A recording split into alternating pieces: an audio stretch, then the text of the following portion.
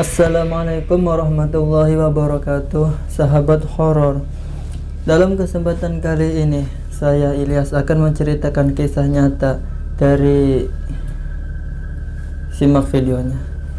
Namun sebelum lanjut videonya, alangkah baiknya untuk menekan tombol subscribe terlebih dahulu dan nyalakan lonceng notifikasinya agar tidak tertinggalan berita terupdate dari kisah-kisah video menarik lainnya dari channel saya ini. Dan terima kasih banyak bagi yang sudah menekan tombol subscribe di channel saya ini, dan bagi sahabat horor yang telah mengklik video ini, terima kasih banyak. Kisah ini merupakan tentang pengalaman Mas Eko Yulianto, kita sebut saja Mas Adi. Kisahnya seperti ini. Adi tinggal di sebuah rumah yang dibelikan oleh ibunya, tepatnya di Duku Sedayu, Kelurahan Solokromo, Kecamatan Laksono, Kabupaten Wonosobo, Jawa Tengah. Di rumah ini, Adi tinggal bersama istri dan seorang anak perempuan yang baru berusia 2 tahun lebih. Awal Agustus, Adi yang menempati rumah tersebut. Sejak memasuki rumah yang baru, Adi sudah langsung dapat merasakan aura gaibnya. Namun Adi tidak begitu menghiraukannya, dan Adi pun bahkan sengaja tidak memberitahu istrinya. 2 bulan Adi menempati rumah itu, tak ada kejanggalan yang dirasakan. Namun menginjak bulan ketiga, Adi mulai merasakan keanehan. Kadangkala Adi merasa ada yang mengawasi, sementara tidak ada siapapun di dalam rumah selain dirinya dan anak istri. Di saat-saat tertentu, Adi sering mencium aroma bunga yang wanginya luar biasa, padahal istrinya tidak pernah menanam bunga di depan rumah. Sering pula Adi merasa ada yang menghembuskan nafas dengan lembut di telinganya. Tak hanya itu, saat tengah malam, Adi sering mendengar jendela kamar seperti ada yang mengetuk-ketuk dari luar. Saat dilihat keluar, tak ada siapapun. Namun yang lebih mengejutkan, yang didengar Adi, suara tawa dari seorang wanita yang semakin lama semakin menjauh. Tapi semua kejadian ini tetap dirahasiakan dari istrinya. Kejanggalan-kejanggalan itu semakin sering dialami Adi, hingga suatu saat Adi berpikir bagaimana mengatasinya. Otak pun diputar mencari jalan keluar untuk menghentikan kejanggalan yang dia anggap sangat mengganggu itu. Semakin Adi berpikir, semakin sering pula keanehan-keanehan itu muncul. Bahkan frekuensinya semakin tinggi, hingga Adi merasa geram dan jengkel sendiri dengan ulah makhluk halus itu. Adi masih terus memikirkan cara untuk mengatasi apa yang dialaminya hampir setiap hari itu. Tiba-tiba pikiran Adi terbuka dan ditemukannya jalan keluar. Adi ingat apa yang pernah dipelajari dari gurunya, Kang Niman.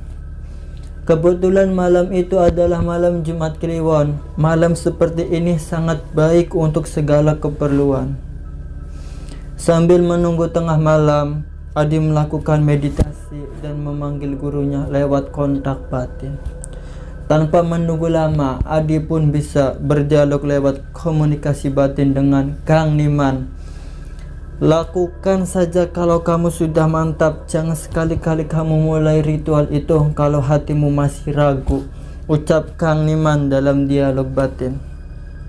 Aku sudah mantap dari kemarin, Kang. Untuk itu secara tidak langsung aku minta bantuan Kang Niman. Kang Niman menjawab, aku siap membantumu dari jarak jauh. Aku tahu bagaimana caranya kalau ternyata makhluk halus itu melawan. Adi pun semakin mantap dengan rencana itu. Walaupun terus terang ini adalah pengalaman pertama Adi dalam hal mistik. Tepat tengah malam, Adi mengambil air wudhu. Setelah itu Adi masuk ke kamar yang sengaja disediakan untuk suatu keperluan khusus.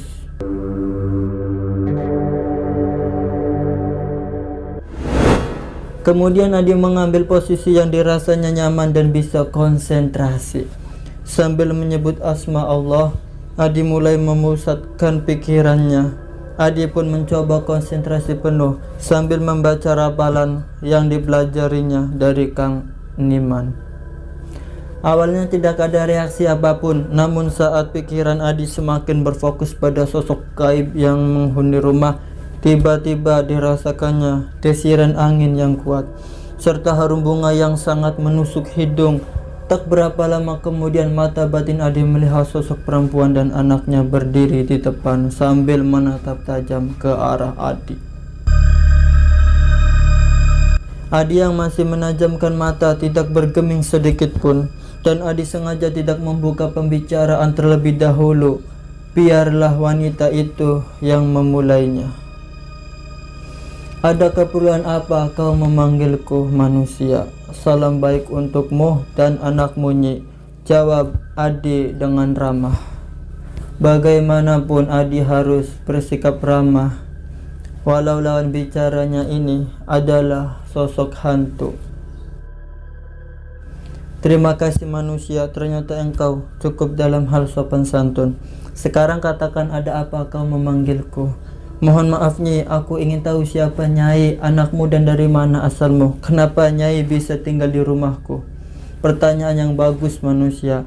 Namaku Nyi Lestari dan anakku itu namanya Jamprong. Aku berasal dari selatan. Aku dibeli oleh pemilik rumah ini sebelum engkau. Sekarang dia sudah tidak membutuhkan aku lagi, dan aku dibiarkan begitu saja di sini. Yang penting kamu tidak mengganggu istri dan anakku.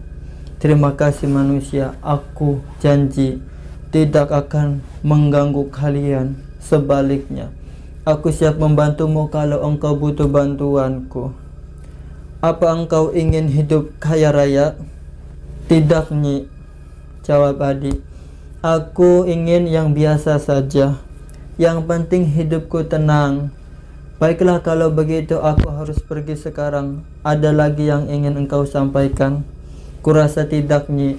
Terima kasih Nyai Lestari telah memenuhi panggilanku. Setelah berucap demikian, Nyai Lestari menghilang dari pandangan mata batin Adi. Dan semenjak pertemuan itu, Adi jarang atau bahkan tidak pernah mendapatkan gangguan-gangguan gaib lagi.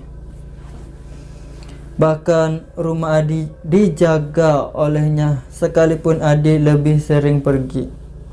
Bagaimanapun juga makhluk halus ingin dihormati dan dihargai layaknya manusia. Tinggal bagaimana manusia saja yang menentukan bagaimana harus bersikap pada makhluk gaib, tentunya dengan adab dan etika yang sopan santun. Itulah cerita horor dan mistis yang dialami oleh Mas Adi.